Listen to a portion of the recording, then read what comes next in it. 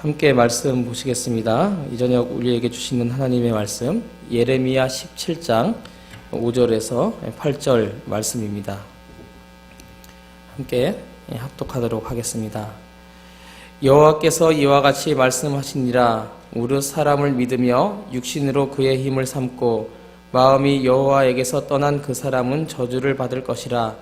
그는 사막의 떨기나무 같아서 좋은 일이 오는 것을 보지 못하고 광야 간조한 곳 건건한 땅 사람이 살지 않는 땅에 살리라. 그러나 무릇 여호와를 의지하며 여호와를 의뢰하는 그 사람은 복을 받을 것이라. 그는 물가에 심어진 나무가 그 뿌리를 강변에 뻗치고 더위가 올지라도 두려워하지 아니하며 그 입이 청청하며 가무는 해에도 걱정이 없고 결실이 그치지 아니함 같으리라. 아멘. 생명의 물가에 심은 나무와 같이라는 제목으로 말씀을 나누겠는데요. 말씀을 듣기 전에 동영상을 하나 보도록 하겠습니다.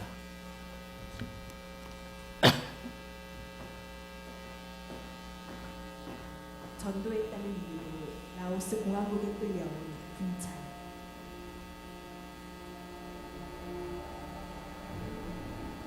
(1999년 6월 8일) 15년 형을 선고받고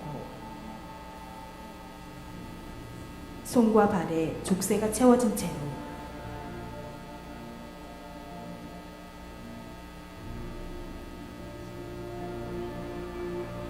좁고 더러운 독방에 갇히게 된 분찬. 예수님을 믿기 전 라오스 공산당 일원으로 일했던 그는 1975년 파견 근무한 곳에서 예수님을 영접한다. 그가 파견 근무한 곳은 크리스천 마을. 부활의 예수님을 믿으면 반드시 거듭난다는 것을 깨달은 그는 라오스 당국의 협박에도 불구하고 전도를 계속했고 그 결과가 지독한 수감 생활로 이어졌다. 7일 동안 굶는 일은 예사이며 수차례 고문이 주는 육체의 고통과 가족과 세상으로부터 격리되어 고독이 주는 마음의 고통은 그나마 견딜 수 있었지만 주님의 말씀이 없는 영혼의 고통은 견딜 수가 없었던 분찬. Every day I pray over and over for God to give me a Bible.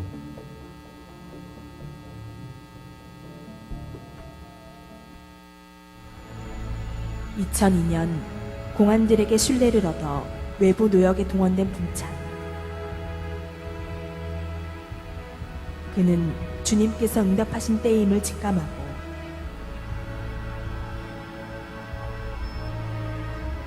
위험을 무릅쓰고 집까지 달려가서 아내의 도움으로 성경 5권을 가지고 올 수 있었다.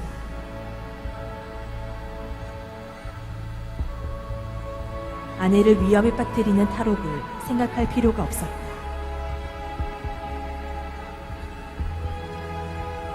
부활의 생명 말씀만 있다면 감옥이 아니라 더한 곳도 그에게는 천국이었다.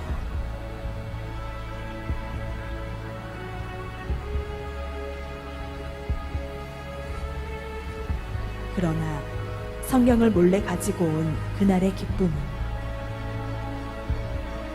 그리 오래가지 못했다.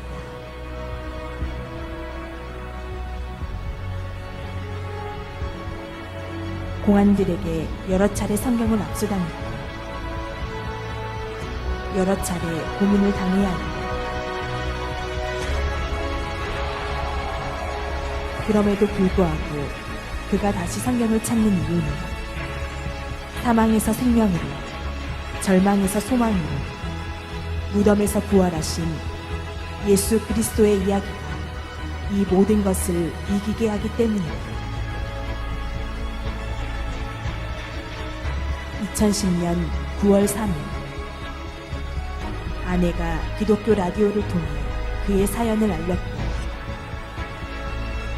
전 세계의 기독교인들이 그의 석방을 요청하는 편지를 보내왔다.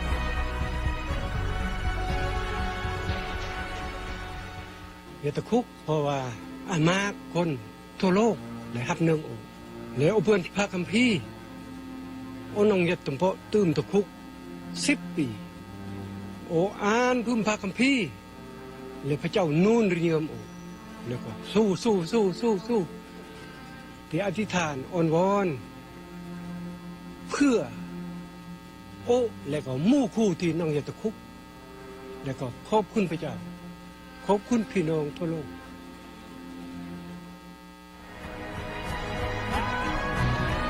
전도 그 결과가 수감 생활로 이어졌다. 부활신앙 그 결과가 세상이 감당치 못하는 믿음의 사람으로 이어졌다. 부활하신 주님 안에 온전히 거하여 주께서 날마다 공급하시는 새 힘, 고난 앞에서도 더욱 굳건하게 믿음을 지키는 부활의 증인이 되기를 기도합니다. 이 세상을 이기는 힘, 바로 부활의 주님을 믿는 믿음 안에 있습니다. 예, 저는 저 동영상을 처음 보면서 저 분찬이라는 형제가 중간에 이제 하나님의 때임을 직감하고 이렇게 막 달려가는 장면이 나오잖아요. 그래서 하나님이 주신 때인 걸 알고 탈출했다 이런 얘기인 줄 알았는데 집에 가서 성경책을 가지고 다시 감옥으로 이렇게 들어가더라고요. 그래서 저 부분이 굉장히 좀 이렇게 저한테 어떤 새로운 도전으로 이렇게 다가오곤 했습니다. 올 여름에 남부지방에 비가 많이 왔잖아요. 그래서 홍수 피해가 컸는데 우리나라는 왜 이렇게 해마다 빠지지 않고 홍수 피해가 있는데도 물 부족 국가로 분류가 된다고 합니다. 비는 많이 오고 사막이 없는데 물 부족 현상이 왜 나타나는가 하는 것이죠. 그래서 그 이유가 우리나라 연평균 강수량이 세계 평균보다는 30% 정도 많은데 1년 강수량의 3분의 2가 6월에서 8월 사이에 집중적으로 내리는 데다가 또 국토가 경사가 급한 산악지대가 많아서 물 이용률은 26%밖에 안 되기 때문입니다. 그래서 이제 이런 차이가 크기 때문이고 그 다음은 효율적이지 못한 치수 때문에 그렇다는 것인데요.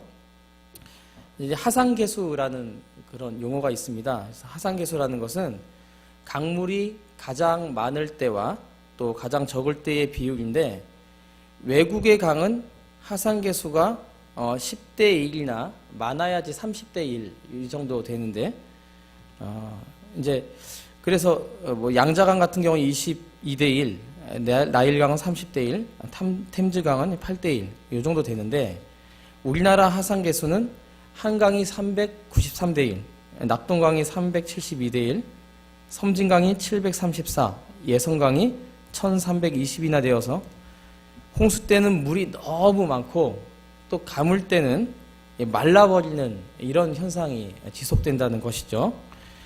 그러면은 이제 이런 이야기들을 합니다. 그러면 홍수 때 좀 물을 좀 많이 저장을 했다가 이렇게 그런 시설들을 만들어서 가물 때 좀 쓰면 될 게 아니냐 이런 이야기가 있는데 이건 또 지역주의나 뭐 환경단체 이런 거에 반대로 그런 댐이나 시설들을 막 이렇게 만들지 못하는 것이 또 문제라고 하는 것이죠. 그리스의 철학자 탈레스라는 사람은 만물의 근원은 물이다라고 했습니다. 그래서 물은 생명의 근원이라고 할 만큼 중요한 것인데요. 사람은 피의 90%, 뇌의 80%, 또 살의 75%, 뼈의 25%가 물입니다.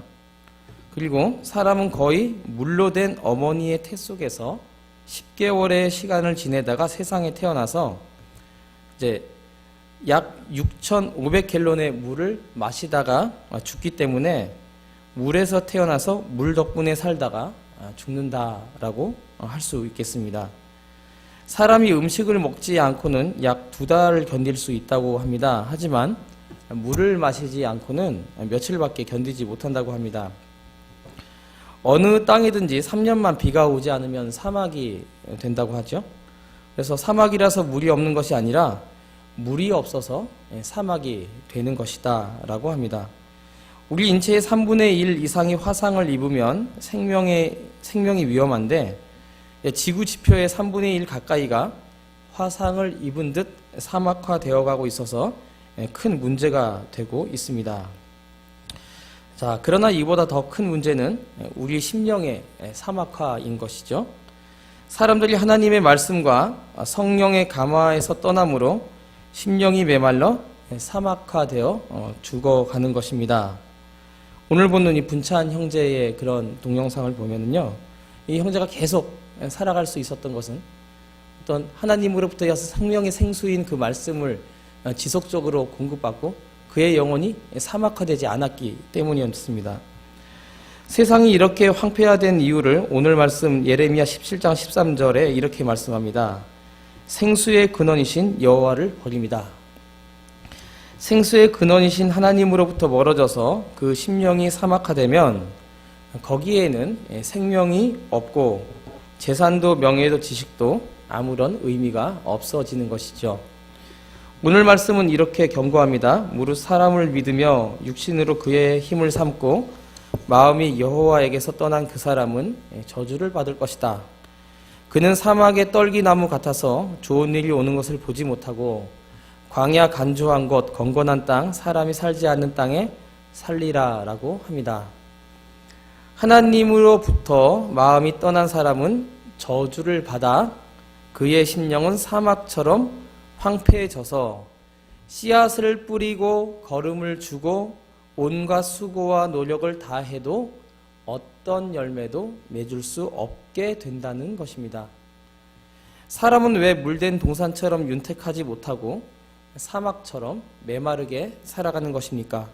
그것은 첫 번째로 사람을 믿기 때문이다 라고 합니다.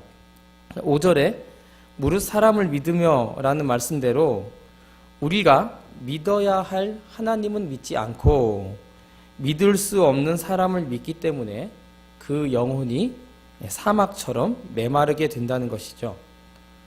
9절에 이렇게 되어 있습니다. 만물보다 거짓되고 심히 부패한 것은 사람의 마음이라 누가 능히 이를 알리요라고 했는데 한번 우리의 경험을 한번 생각해 보시기 바랍니다. 우리가 사람을 믿었다가 얼마나 큰 실망과 상처를 받곤 합니까? 우리는 인간의 부패성을 인정하고 하나님만을 신뢰할 수 있기를 바랍니다. 어떤 사람은 이렇게 말합니다. 인간은 믿을 존재가 못 된다. 다만 이해해 주어야 할 존재일 뿐이다. 정부 관료들의 인사청문회를 통해서 사람들의 뒤를 캐어보면 어김없이 각종 비리와 청탁, 뇌물 등과 연관되지 않은 사람을 찾아보기가 어렵습니다. 병역비리, 납세비리, 전출입비리, 논문 표절 등 온갖 비리들이 널려 있습니다. 철학자 파스칼은 다음과 같이 말했습니다. 나는 세 가지 단어를 신용하지 않는다. 그 단어는 의인, 위인, 선인이라는 단어이다. 의로운 사람, 위대한 사람, 착한 사람이 존재하지 않는다는 것이죠. 자, 왜냐하면 그들은 이 땅에 존재하지 않기 때문이다 라고 했습니다. 그래서 이 땅에는 오직 한 가지 종류의 사람만 있다고 했는데 그것은 바로 죄인이라고 합니다.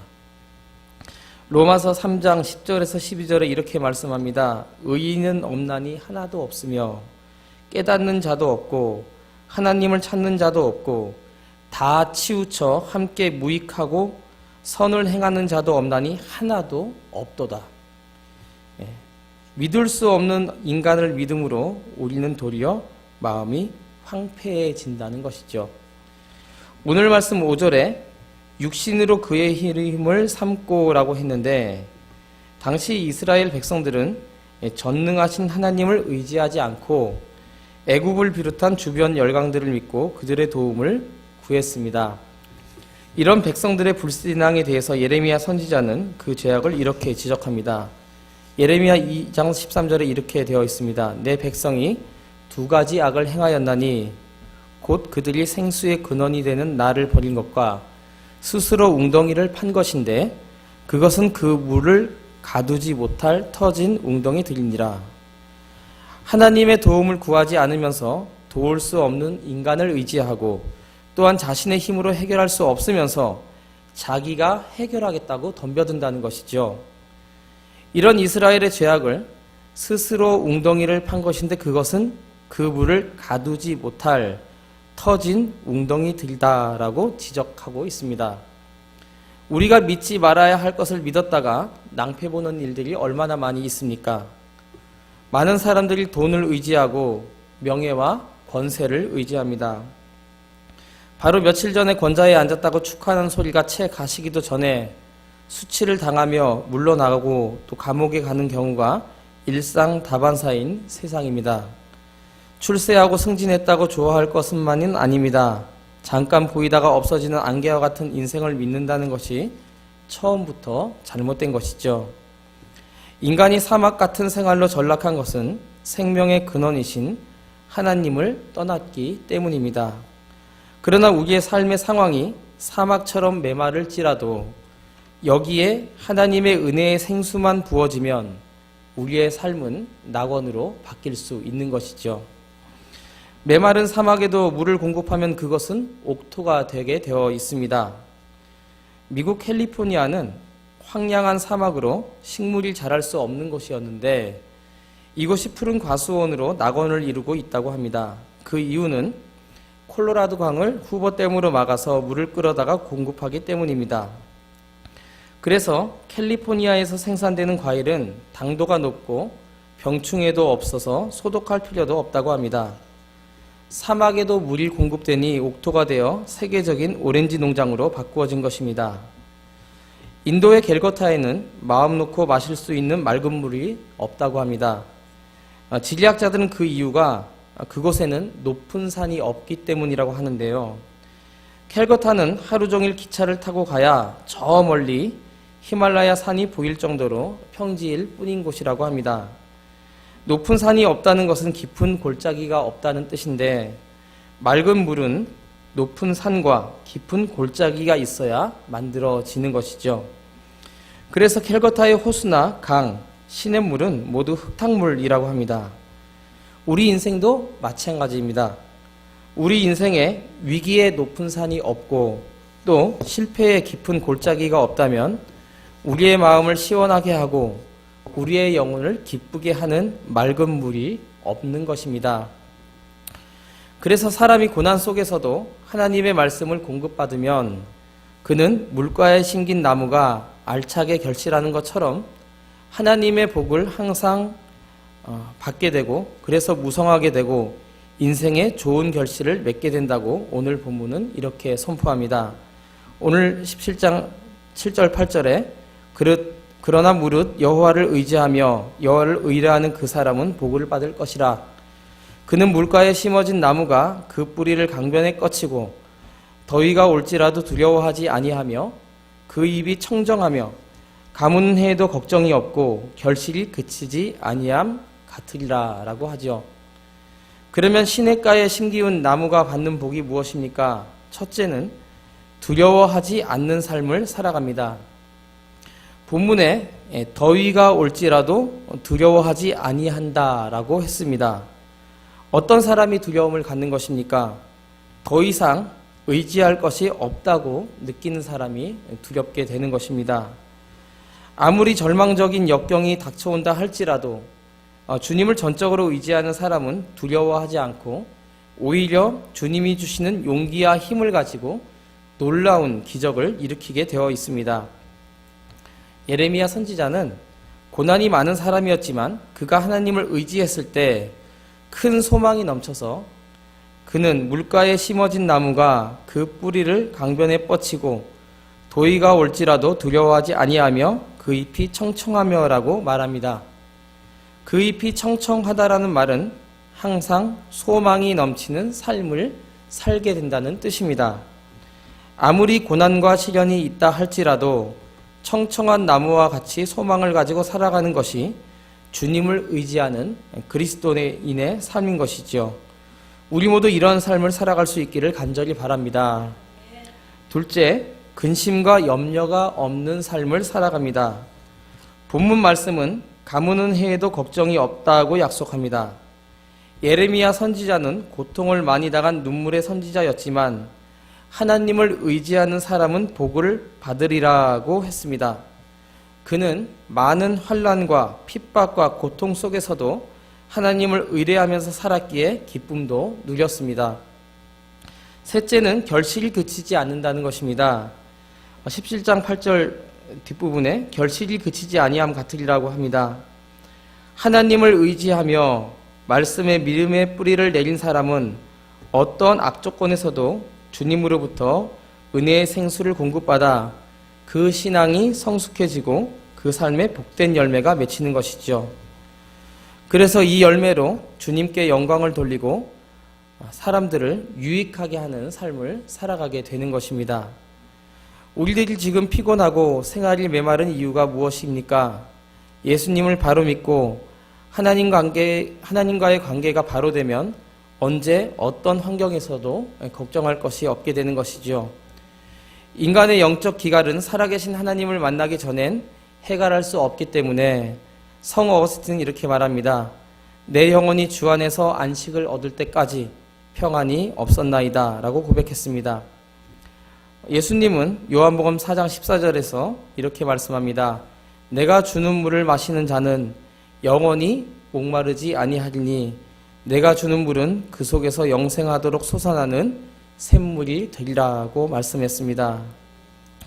오늘 함께 본 이 동영상 라오스 분찬형제의 간증은 고난을 당하더라도 생명의 생수이신 말씀이 공급되는 그 사람에게는 무한한 영적인 힘이 생기게 됨을 느끼게 합니다. 이와 같이 우리의 삶이 성령의 물가에 심겨진 나무와 같이 생명의 물을 지속적으로 공급받을 수 있기를 주님의 이름으로 축원합니다.